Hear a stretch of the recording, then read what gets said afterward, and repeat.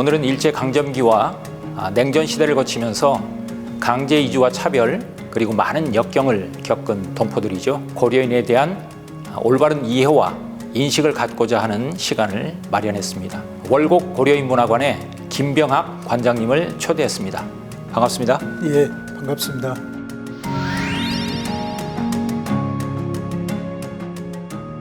고려인이라고 하는 그 명칭은 그때 우리들을 지칭하는 명칭은 고려인, 고려 사람으로 하자. 조선이라는 이 명칭이 붙은 것들이 다 이제 고려로 바뀌게 됩니다.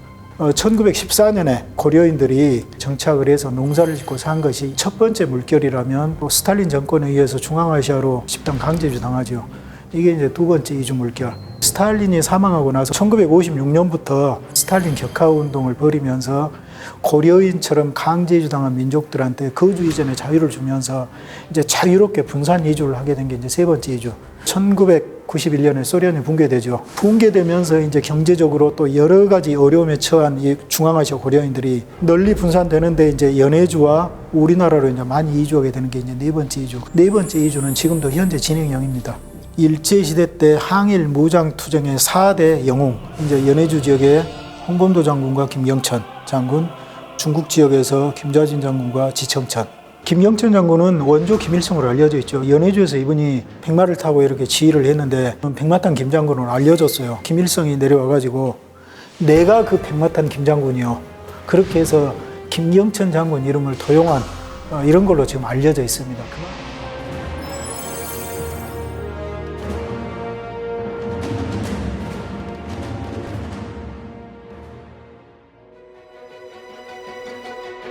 1920년대가 되면 연해주 지역에서의 항일운동도 성격이 좀 변하잖아요. 외부적인 환경에 의해서. 좀 어떻습니까? 항일운동이 정말 가장 치열하게 전개된 게 이제 1918년부터 22년. 예. 그때는 이제 무장투쟁, 그리고 러시아 입장에서도 이제 외세 간섭권을 몰아내야 되니까 거기에 집중할 수밖에 없었죠. 그런데 예. 1922년 10월 25일에 일본군이 마지막으로 이제 연해주에서 철병을 합니다.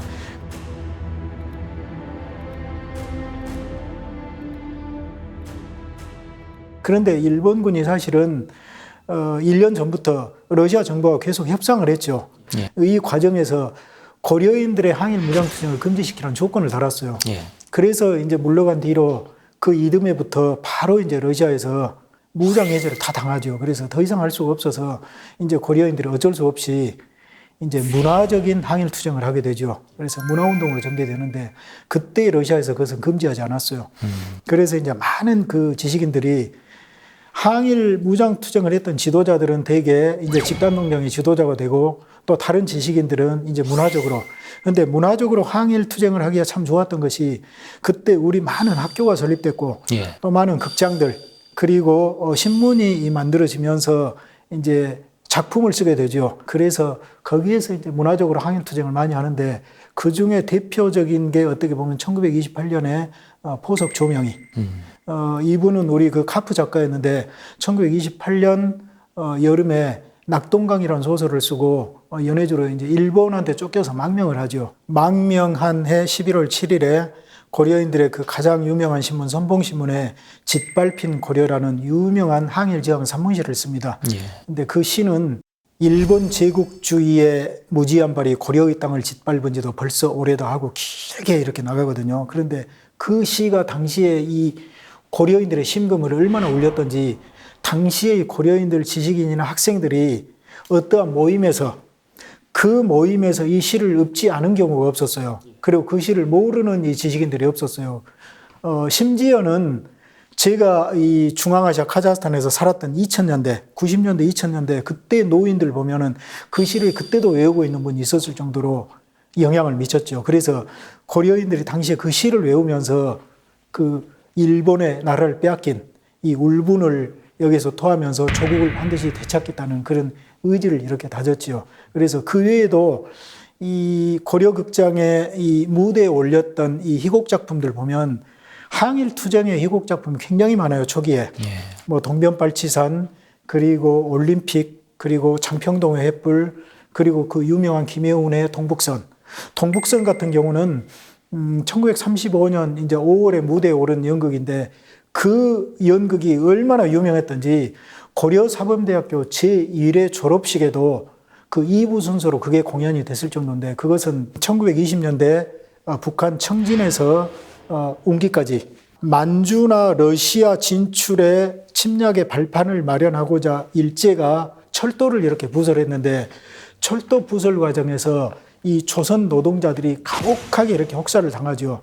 그때 이 노동자들이 이 노동을 하면서 이제 비로소 눈을 뜨게 되죠. 일본을 위해서 우리가 이렇게 협력할 이유가 뭐가 있냐 해가지고 노동자들이 힘을 합해가지고 철도가 완공되던 날 철도도 부숴버리고 이렇게 하면서 파업을 일으킨, 이것도 고려인들 심금 울려가지고 이건 강제주 이후에도 중앙아시아 나중에 사할린의 조선극장에서까지 공연을 했을 정도로 이런 항일의 의지는 굉장히 오랫동안 고려인들 속에 면면이 이어져 왔습니다. 예. 포석 조명희 선생 같은 경우는 이제 그 호에서도 우리가 익히 좀 의미를 찾을 수 있듯이 사실은 그 당시에 모든 그 고려인들을 대변하는 그런 어떤 심정을 시나 소설로 표현한 게 아닌가 그런 생각이 듭니다. 돌멩이를 껴안다 뭐 이런 표현을 호로 쓰신 것 같은데, 그런 어떤 연해주 지역에서의 항일운동 뭐 이런 것들이 사실은 1920년대 이후에 그 연해주 지역에서의 어떤 정치적인 격변 상황 뭐 이런 걸 맞이하면서 사실은 이제 1차 이주의 어떤 과정이 마무리되고 아까 이제 크게 정리해 주신 2차 이주로 넘어가는 어떤 계기가 되잖아요. 어떻습니까? 참 연해주에서 1923년부터 1930년대 초반 한 32, 3년도까지는 고려의 문화의 황금기였다고 볼 수 있죠. 예. 그때 어떻게 보면 아무튼 억압은 당했지만 무장투쟁을 이제 더 이상 할 수 없었지만 문화 운동을 할 수 있어서 예. 그때 1928년에서 33년까지 380개의 민족학교가 설립이 됐고, 또 1924년부터 고려사범전문학교가 설립들이 되고, 1931년에 우리 한민족 최초로 고려사범대학교, 뭐 우리 한반도에도 없었던 겁니다. 예. 그리고 1932년에는 우리 한민족 최초로 우리말 전문 연극극장인 고려극장이 만들어져서 지금까지 있고, 예. 그 사이에 수많은 크고 작은 모국어 신문들, 그리고 그 속에서 많은 그 서적 발간이 이루어져요. 실질적으로. 그리고 번역 그 활동도 활발해지고, 그 과정에서 문학작품, 전문서적도 많이 나옵니다. 이 양잠을 어떻게 할 것인가, 그리고 가축사육은 어떻게 할 것인가.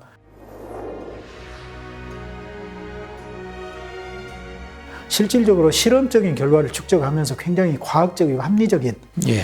그리고 문학작품 번역도 많이 되고 스스로 창작 활동도 하고, 그러면서 이 출판운동 이런 게 들불처럼 용광로처럼 끓터내었습니다. 그 시기에 또 하나는 레닌이 사실은 사회주의 혁명을 일으켰던 레닌이 주창을 했던 게 소련 영내에 사는 민족들의 호의 평등원칙이었어요. 그러니까 1918년에 그 최초의 소련 헌법이 나와요. 그 헌법에도 명시가 돼요.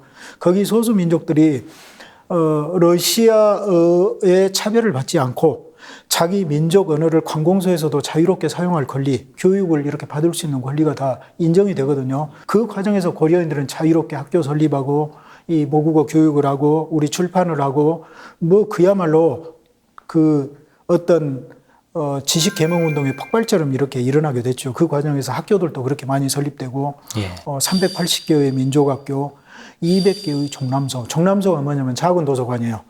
그 도서관에 또 사범전문학교, 1931년에 우리 민족 최초의 고려사범대학교, 또 그 외에도 많은 그 뭐 벼재배 전문학교 뭐 이런 학교들도 많이 설립되고, 우리말 극장, 1932년 9월 9일에 블라디보스톡에서 최초로 우리말 모국어 전문 극장이 만들어졌는데, 이 극장이 지금까지 있죠. 이러한 속에서 고려인들이 또 1930년 무렵부터는 고려화 운동을 전개합니다. 예. 뭐냐면 고려화 운동은 고려인들의 어떤 사상과 이 사고방식 이런 것을 우리말로 표현을 하고, 또 서구에 발달된 지적 자산을 우리말로 번역해서 널리 보급함으로써 이 고려인들의 어떤 자결권 이런 것을 확립을 해나가자는 뜻으로 전개가 됐고, 또 어떻게 보면 그런 과정에서 고려인들의 자치주 설립 운동도 또 나오는데, 소련 헌법에 또 그렇게 돼 있어요.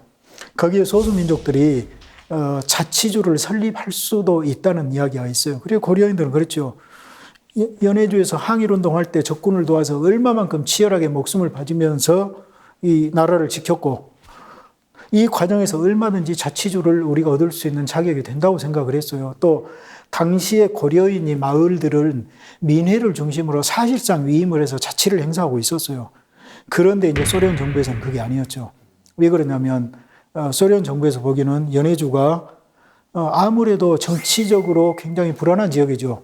일본이 호시탐탐 노리고 있고 또 중국도 인접해 있고 뭐 이러한 과정에서 고려인들이 일본과 이렇게 가까이 있으니 소련 정부에서는 오래전부터 사실은 비밀리에 이 고려인들을 저 하바롭스크 지역이나 북쪽 지역으로 이주할 계획도 세우고 있었고 비밀리에는 사실 그러고 있었죠. 그건 뭐냐면 스탈린 정권이 들어서면서 겉으로는 레닌이 이렇게 표방했던 정책을 지울 수는 없었지만 서서히 스탈린이 일국 사유주의, 러시아를 중심으로 한 다른 이 민족과 국가들은 거기에 종속하는 이러한 체제로 서서히 이렇게 진행을 해 나가고 있었던 과정이죠. 그래서 이제 그것이 1930년대 후반 드러나서 이제 겉으로 드러나게 됐죠. 그래서 이제 그 과정에서 고려인들이 아주 혹독한 탄압을 받습니다.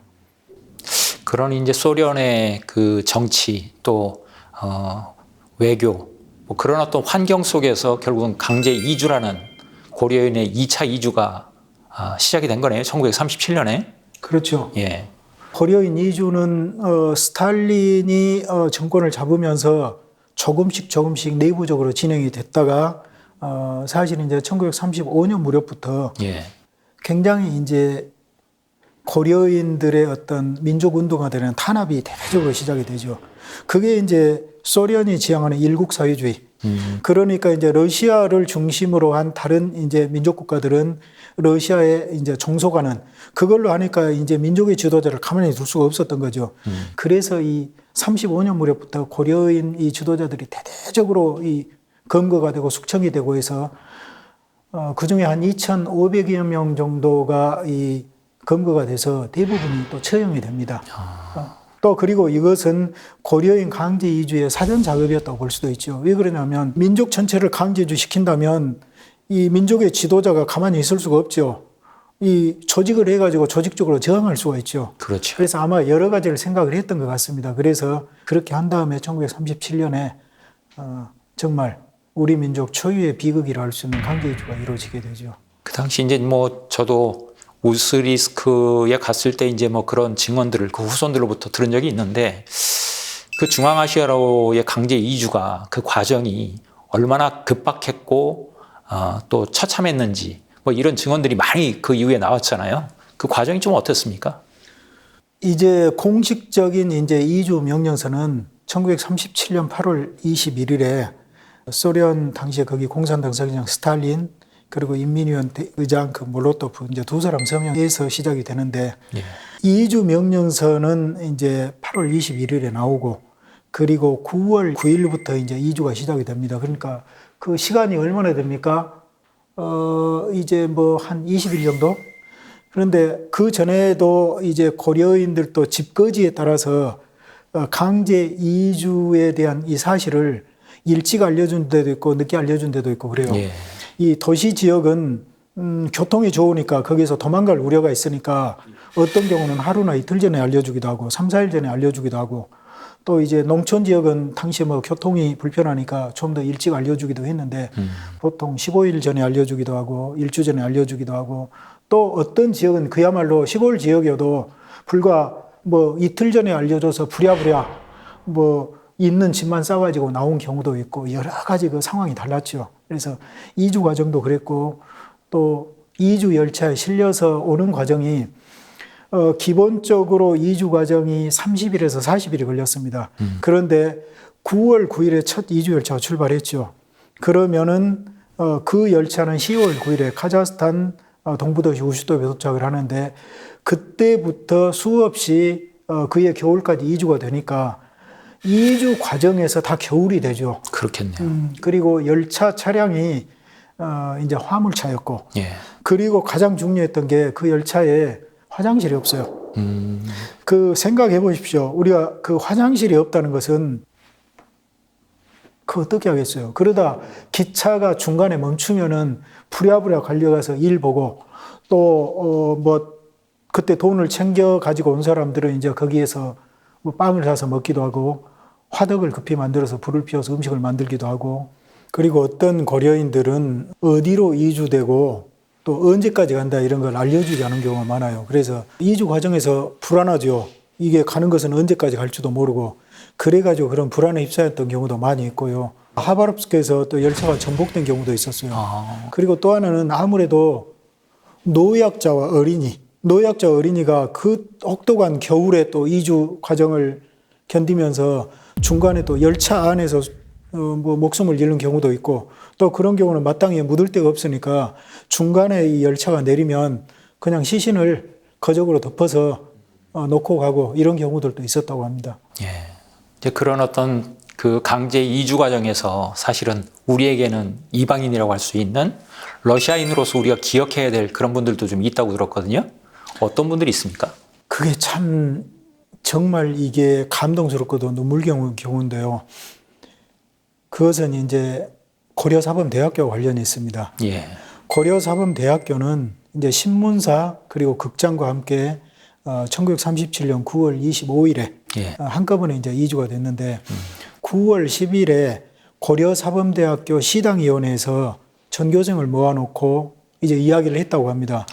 너희들은 9월 25일에 이주를 하게 되니 준비를 해라.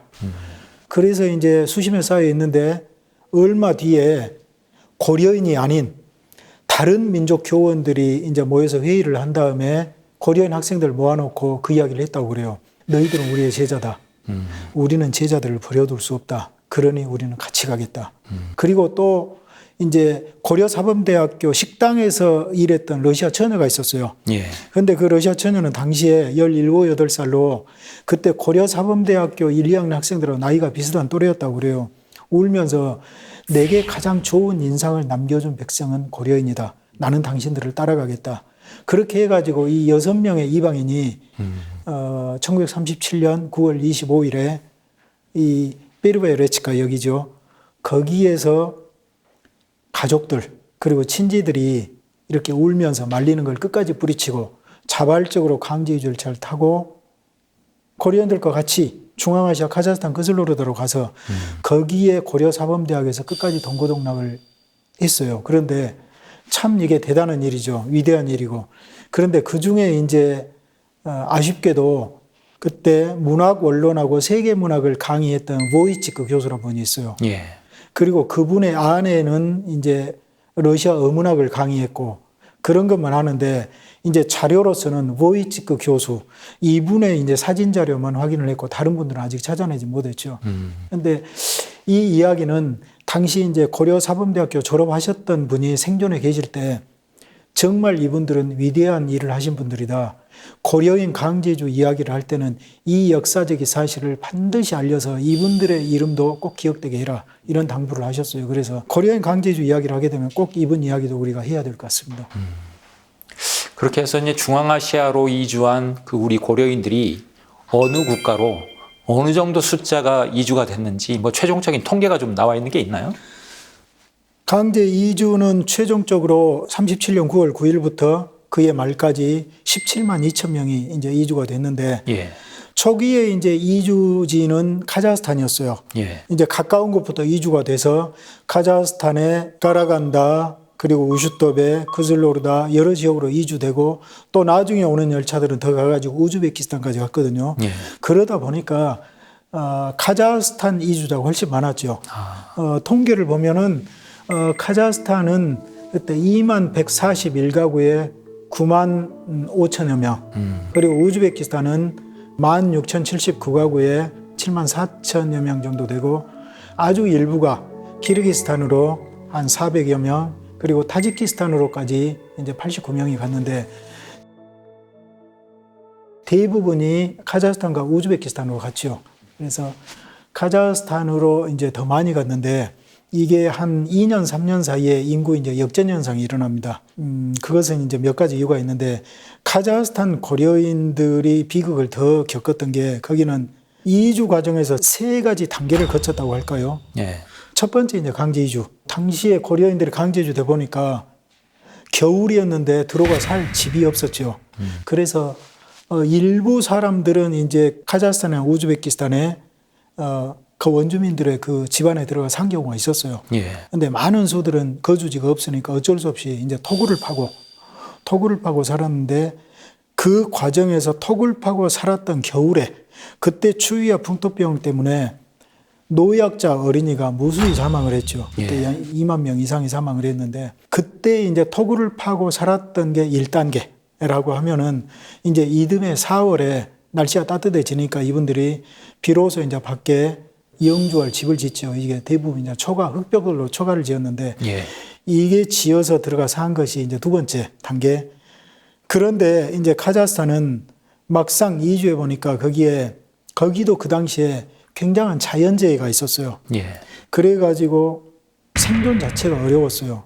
그리고 당시에 소련 정부에서 그 집단 농장들을 그 어려운 굉장히 그 생산량이 안 좋은 집단 농장을 강제적으로 고려인들한테 막 편입을 시키고 그래요.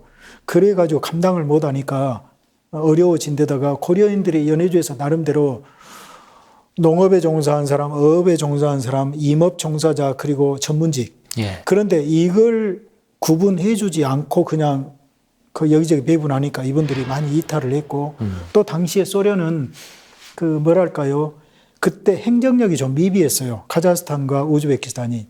이걸 이용을 해서 많은 이 카자흐스탄의 고려인들이 농사 짓기가 더 좋은 기후가 온화한 우즈베키스탄으로 많이 빠져나갔죠. 그리고 그때 이산 가족이 많았습니다. 부모, 형제, 이 친척들이 따로 분리돼 가지고 다른 열차를 타고 가서 소식도 모르는 경우가 참 많았거든요. 그래서 부모, 형제가 그 뭐 10여 년 후에 만난 경우도 있고 그래요. 그때 이제 가족과 친지를 찾아서 이렇게 빠져나가기도 하고 그래서 인구 역전 현상이 일어났죠. 그래서 우즈베키스탄 인구가 1940년 이후부터는 이제 카자흐스탄보다 지금까지 더 많은 수를 차지하고 있죠. 사실은 그 뭐 시베리아, 중앙아시아 그 지역이 겨울이면 영하 50도를 뭐 오르내리는 그런 어떤 추위 뭐 그런 곳이고 또 말 그대로 황무지 그 자체였을 텐데 그런 어떤 환경 속에서도 그 황무지를 개간해서 일구어내는 그 분들이 바로 고려인이었다 이렇게 평가가 되고 있잖아요. 어떻습니까? 그 적응 과정들이. 사실은 고려인 강제 이주의 원인도 예. 이제 공식적인 것은 연해주 고려인들 사이에서 일본의 첩자가 발흥하고 있고 그것에 대한 대비책. 그러니까 잠재적으로 첩자가 될 가능성이 있으니까 막는다는 건데 또 이제 어떤 학자들은 소련에서 중앙아시아의 그 대대적인 황무지를 그 개간해서 식량 증산을 하고 싶은데 영농 기술이 증명된 고려인을 그래서 일부러 이주시켰다는 그 설도 나올 정도로 고려인들을 어떻게 보면 주목을 했던 거죠. 예. 그리고 사실은 강제주 이전 10여 년 전부터 고려인들 일부 집단들을 중앙아시아로 데려와서 많은 영농 시도를 해요. 벼재배 시도도 하고 또 이런 시도를 했습니다. 근데 이제 가보니까 우즈베키스탄 같은 경우는 날씨도 온화하고 거기도 많은 수가 농업에 종사를 해요. 예. 과수나 이런 데. 그래서 거기는 더 나았죠. 근데 카자흐스탄 같은 경우는 카자흐인들이 유목민이고 또 개간이 안 된 황무지가 많은데 그 땅이 5만 년 전에 바다가 융기한 지역이에요. 예. 그래서 염분이 많고 지금도 보면은 눈이 온 것처럼 하얗게 깔려 있는 것들이 있는데 그게 소금이에요. 그래서 이 땅을 파서 이 그 농사를 지어도 물이 이제 소금물이 나오고 갈대밭이 많고 늪지가 많고 예. 근데 그런 데를 이렇게 개간을 하는데 수많은 고통을 겪었죠. 개간을 해가지고 억척스럽게 일을 해서 산업 생산 특히 영농 생산을 굉장히 높였죠. 그래서 이제 뭐 그 지역에서 집단 농장에서 성공적인 어떤 농업을 통해서 노력 영웅 뭐 이런 칭호를 받은 분들도 많이 나왔잖아요. 뭐 대표적인 분이 어떤 분들이 계십니까? 우리는 이제 노력 영웅, 이걸 이제 정확히 번역하면 노동 영웅이죠. 예. 거기에서는 국가적으로 이 산업 생산량을 월등히 높여서 국가 경제에 기여한 사람을 이제 사회주의 노동 영웅이라는 칭호를 주고, 굉장히 이제 그렇게 해서 그분을 대우를 해주면서 전체적으로 국민들한테 생산량을 이제 장려시키는 거죠. 근데 소련이 해체되기 전까지 사회주의 노동 영웅 칭호를 받은 사람이 2만 747명이었습니다. 그런데 고려인이 206명이 예. 사회주의 노동 영웅 칭호를 받았어요. 예. 그런데 고려인이 소련을 차지하는 인구 비율이 0.2%가 안 돼요. 0.2%. 안 돼요. 그런데 차지한 비율은 1%가 되죠. 그리고 민족별로 노동 영웅 칭호를 받은 숫자로 봐도 12번째로 많습니다. 그리고 우리가 알 수 있는 게 키르기스탄이라는 나라 있죠. 예. 그리고 몰다비아라는 나라 있죠. 거기에 주류 민족이 키르기스인이나 몰다비아인들은 인구가 이 코리아인들하고 비교가 안 돼요. 그 많은 수인데 그 키르기스 전체 인구보다 많고 몰다비아 전체 인구보다도 많고 또 발틱의 삼국이라고 하죠. 에스토니아, 라트비아, 리투아니아 거기 전체 인구가 받은 것보다 고려인이 받은 노동영웅 칭호가 더 많습니다. 그러니까 고려인들이 얼마나 억척스럽게 사실은 그러죠. 거기에서 이 억척스럽게 일해가지고 산업 기반을 마련하고 안정되게 살 수 있었던 것은 그만큼 피땀 흘려서 노력한 결과죠. 근데 거기에서 이제 대표적인 분이 김만삼이라는 분을 볼 수 있는데 또 이제 이중 사회주의 노동 영웅을 칭호를 받은 이제 김병화나 이런 분들도 많이 있어요. 그런데 어떻게 보면 가장 먼저 주목을 받은 인물은 김만삼이라고 볼 수 있겠죠. 예. 이분은 강제 이주 돼가지고 카자흐스탄 크슬로르다에 가까운 치일리 구역이라는 곳으로 갔는데 거기에서 벼 재배 전문가들만 따로 소련 정부에서 치일리 구역에 선봉 집단 농장을 만들지요. 그래서 거기는 벼 재배 전문가들입니다. 그런데 이 김만삼이란 분은 이미 1900년 무렵부터 연해주와 만주에서 수없이 벼 재배를 신도해가지고 김만삼식 영농법을 확립한 분이에요. 네. 그래가지고 이주에 와서도 이분은 거기에 토양과 어떤 날씨 이런 것을 잘 관찰을 해가지고 1942년에 그러니까 강제 이주 5년 만에 헥터당 세계 최고의 벼수확고를 올립니다. 세계 최고로. 세계 최고의 당시 기록에. 그런데 이제 그때 김만삼식 그 영농법 배우기 열풍이 불어가지고 당시에 이 카자흐스탄에 흩어졌던 여러 고려인 집단 농장에서 배우러 이렇게 와요. 그래서 김만삼식 영농법을 배우죠. 그런데 이것은 경험과 과학이 조화가 된 거예요. 그래서 단순히 우리가 옛날에 생각하듯이 주먹구구식이 아니라 논파는 어느 계절에 몇 센치 높이로 이렇게 고랑은 얼마 이렇게 만들고 고랑 깊이는 몇 센치로 얼마를 만들고 물은 일주일에 몇 번을 대주고 예. 그리고 거름은 질소, 인산, 칼륨을 때에 따라서 얼만큼 어느 때 뿌려야 되고 이런 걸 자기가 확립을 했어요. 그래 가지고 세계 최고의 벼수학고를 올렸죠. 그래서 김만삼식 영농법이 널리 퍼지고 그렇게 함으로 인해서 중앙아시아의 벼재배가 널리 확산되죠. 강제이주 이전에도 물론 중앙아시아에서 소련 정부에 시도해가지고 벼 재배를 해서 벼가 재배를 되고는 있었어요. 우즈베키스탄 이런 따뜻한 지역에서. 그런데 고려인이 이주되고 특히 김만삼이 벼 재배에 크게 성공함으로 인해서 벼 재배가 널리 확산이 됐죠. 그래서 지금 우리가 이야기하는 뭐랄까요? 중앙아시아 가면 쉽게 먹을 수 있는 플로프라고 하는 우리의 볶음밥 비슷한 기름볶음밥이 있어요. 예. 대표적인 음식인데 그게 예전에는 쉽게 먹기 어렵죠. 쌀이 부족하니까. 그런데 고려인들이 벼재배에 크게 성공한 이후로 이제 보편적으로 먹는 그런 음식이 됐다고 볼 수 있겠습니다. 그래서 고려인들이 소련 지역에 미친 가장 큰 문화 양식 중에 하나가 벼재배라고 볼 수 있겠습니다. 저도 이제 우즈베키스탄의 타슈켄트 그 지역에 갔을 때 김병화 농장에 제가 들렸던 적이 있거든요. 결국 이제 우리 고려인들이 그런 황무지를 개척을 해서 어떤 경제적인 성장의 기반을 만드는 어떤 역할을 했던 건데 그런 어떤 경제적 생활의 어떤 그 터전을 닦으면서 결국은 그 중앙아시아 지역에서의 고려인의 문화 부흥 운동이 또 일어나는 배경이 됐다고 그렇게 들었거든요. 어떻습니까? 이것은 우리가 그렇게 볼 수 있겠죠. 고려인들이 연해주에서는 이 문화예술을 크게 부흥시켰는데 강제유지 되면서 사실은 강제유지 되기 전에 연해주에서는 그 출판사들도 많았어요. 예. 고려사범대학교 출판사 있고 신문사 출판사 있고 신문사도 여럿이고 그런데 강제유지 때 이 활자와 활자 주조기를 가져올 수도 없었어요. 예. 다 놔두고 와야 됐죠. 그런데 유일하게 이제 선봉신문만큼은 활자와 활자 주조기를 가져가겠다고 하니까 허락을 해줬죠. 그래서 그것 바탕으로 이제 신문이 발간되고 이래저래 하고 했는데 초기에 신문사와 극장은 말 그대로 정말 어려움 속에서 근근히 이렇게 생존해 나갈 수밖에 없었어요. 신문도 강제이주 이듬해 1938년 5월 15일에 복간이 됐는데 레닌기치라는 이름으로 타블로이드판으로 이게 격주에 한 번, 그리고 그것도 우리의 시군 구할 때 군단위의 신문이에요. 얼마나 그 초라했어요. 그런데 이제 이 신문사 직원들은 수많은 그 정부의 청원을 얻고 노력을 해가지고 지면도 늘리고 또 이 신문의 지위도 높이고 또 극장은 초기에 그 열악한 상황에서 또 순회 공연도 가야 되는데 아주 어려웠죠. 그런데 이 고려인들이 이 집단 농장을 만들어 가지고 활동하시던 그 지도자들이 농업 생산량을 높이면서 경제적으로 조금씩 윤택해지니까 이분들이 유일하게 남은 고려인들의 문화예술 기관인 신문사 극장을 이제 후원을 하게 됩니다. 후원 방법은 두 가지인데 극장 같은 경우는 순회 공연을 오게 되면 왜 다른 데서 못 하죠.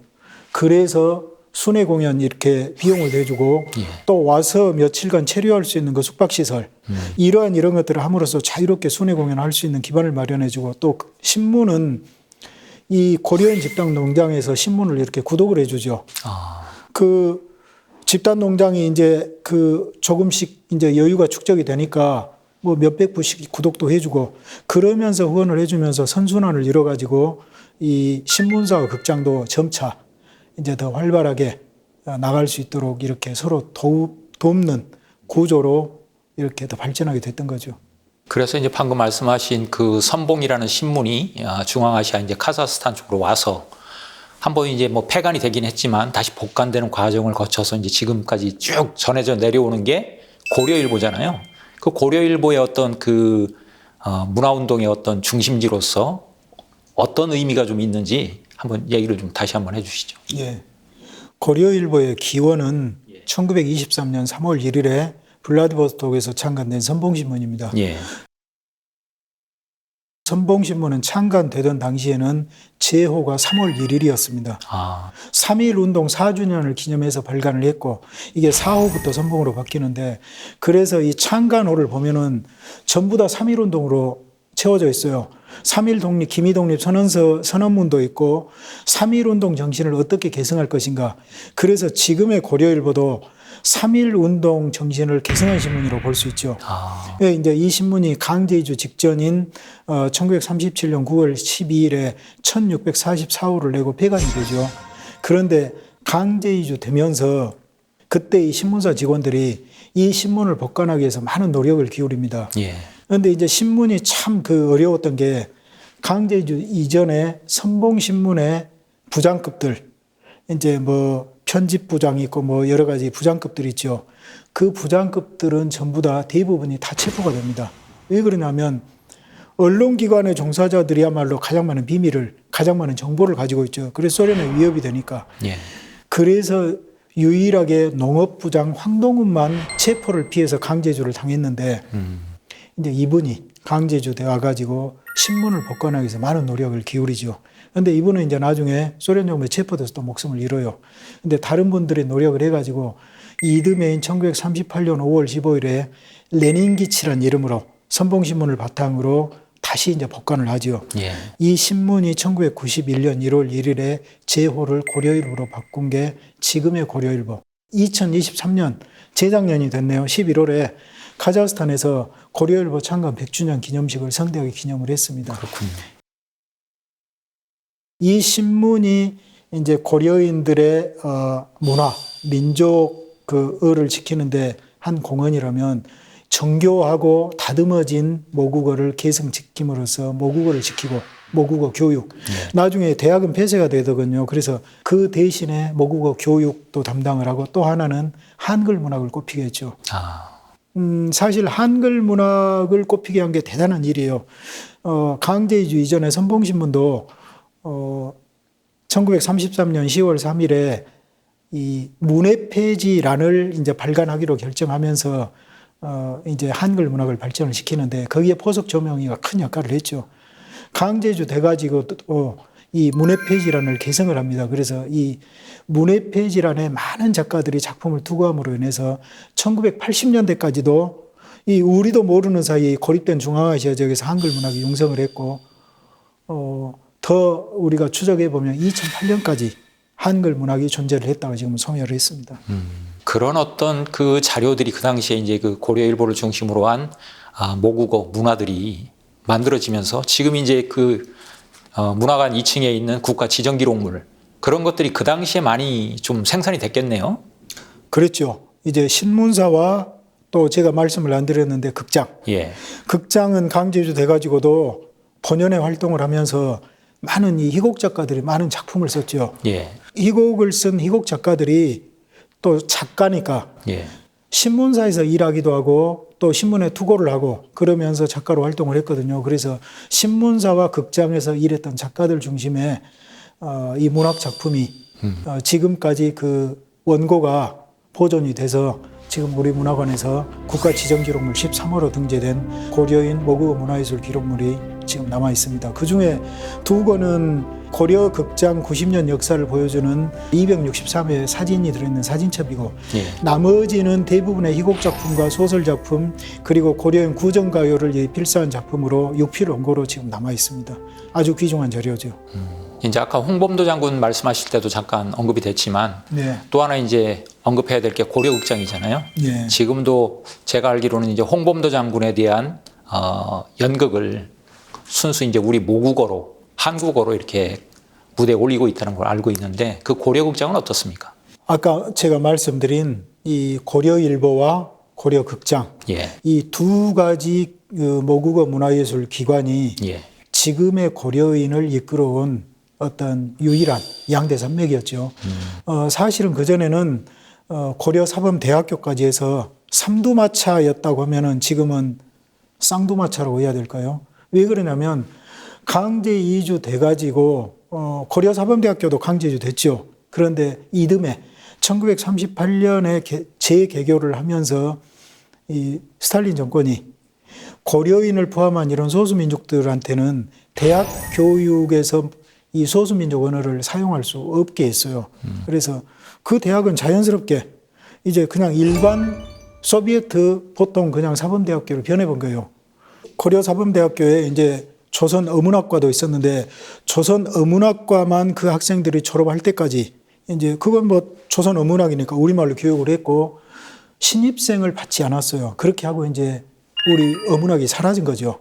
그리고 그냥 일반 사범대학이 된 거예요. 그래서 가장 중요한 교육의 기능을 담당하는 이 대학 기능이 없어지니까 당시에 이 고려인들의 그 일반 학교도 많이 있었는데 도미노처럼 다 문을 닫았어요. 왜 그러냐면 강제주 이전에는 연해주에서는 이 고려인들이 모국어를 사용할 수 있고 하니까 우리말로 해서 얼마든지 성공할 수 있었는데 강제주 대에서는 일단 우리말로 배워가지고는 성공할 수 있는 길이 막힌 데다가 또 고려사범대학교까지 우리말을 사용 못하니까 쓸 수가 없죠. 굉장히 많은 이 일반 학교들 다 문을 도미노처럼 닫아버리고 우리말이 급속도로 사라졌죠. 그렇지만은 그때 이제 유일하게 남아있던 이 모국어 신문사 그리고 우리말 극장 이 두 기관이 이제 고려사범대학교의 기능까지 짊어지고 신문사는 거기에 이제 뭐 우리말 사전 해가지고 우리말 단어풀이도 하고 또 우리말 뭐 교육 이런 부분도 이렇게 싣고 하면서 끊임없이 우리말 교육을 시키고 또 연말을 하고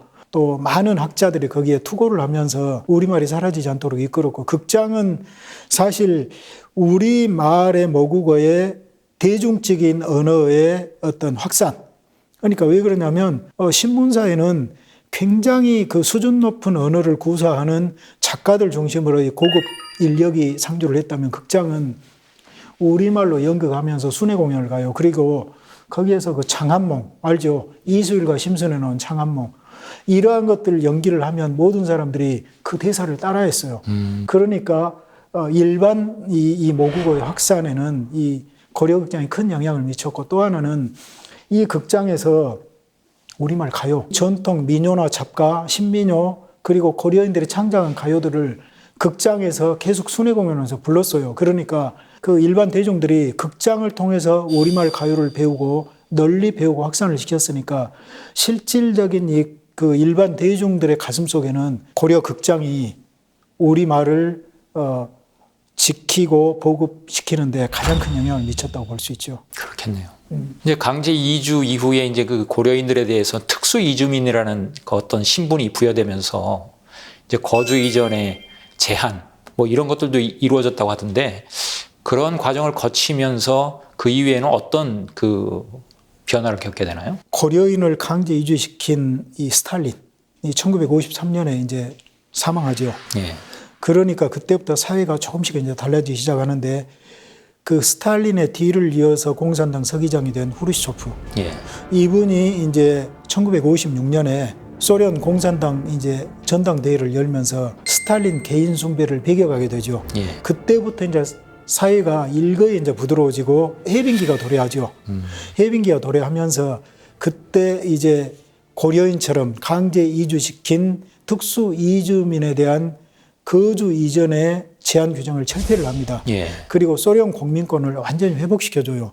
그래서 마음대로 이주할 수 있고 그때부터 비로소 고려인들이 군대도 갈 수 있었어요. 아. 그때는 군인으로 받아주지 않았죠. 적성민족이 소련 정부의 총을 들이댈지도 모른다는 생각이 있었죠. 그래서 안 받아줬다가 이제 군대에 받아주고 완전한 권리를 회복을 하게 되죠. 그래서 고려인들이 이제 널리 분산 이주를 하게 되고 또 그 과정에서 정치적으로 스탈린 시대에 탄압받은 사람들에 대한 명예회복, 예. 그것도 56년부터 61년까지 순차적으로 또 이루어지죠. 그래서 그때는 이제 성격이 바뀝니다.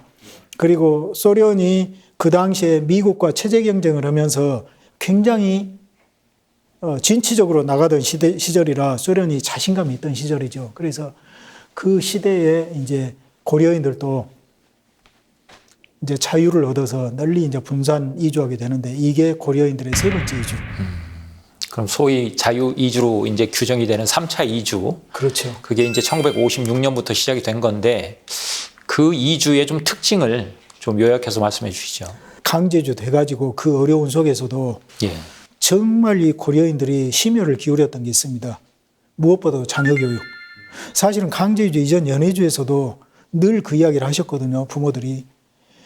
우리는 조국에서 살지 않고 남은 나라 땅에 사니까 러시아인보다 공부도 2배 더 열심히 해야 되고 법질서도 2배 더 잘 지켜야 된다.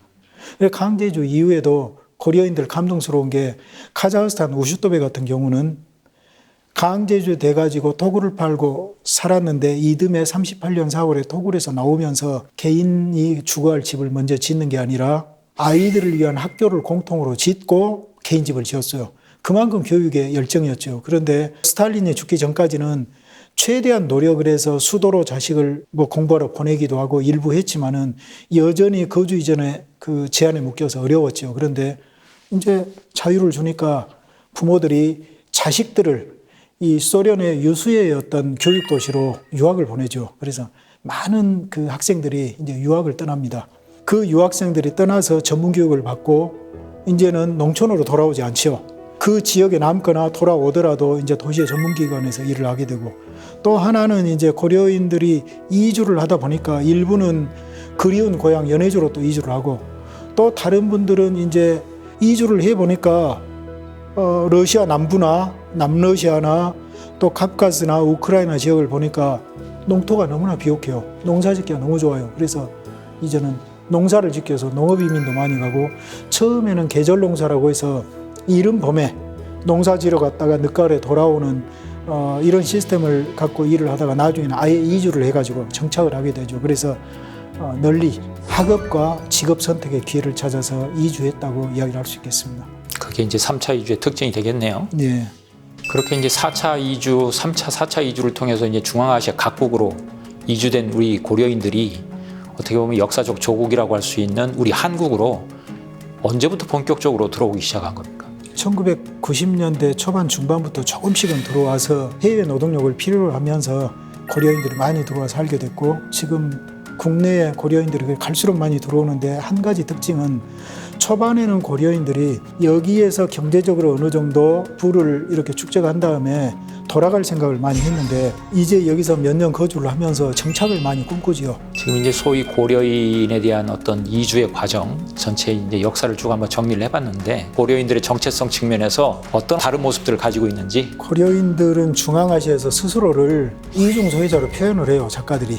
그리고 우리 역사를 배우지 못했어요. 소비에트 역사, 러시아 문화, 러시아 문학 이것만 배웠어요. 문학 작품을 읽을 때는 완전히 러시아인으로 생각을 하지만은 실제 러시아에서 취급해주지도 않고 얼굴을 보는 순간 너무 다르고 강제 이주된 민족들은 또 보이지 않는 슬픔이 아픔이 있죠. 어디 가나 이렇게 소속되지 못한 러시아인도 아니고 카자흐인도 아니고 그렇다 해서 한국인도 아니고 그렇지만 나는 누구일까?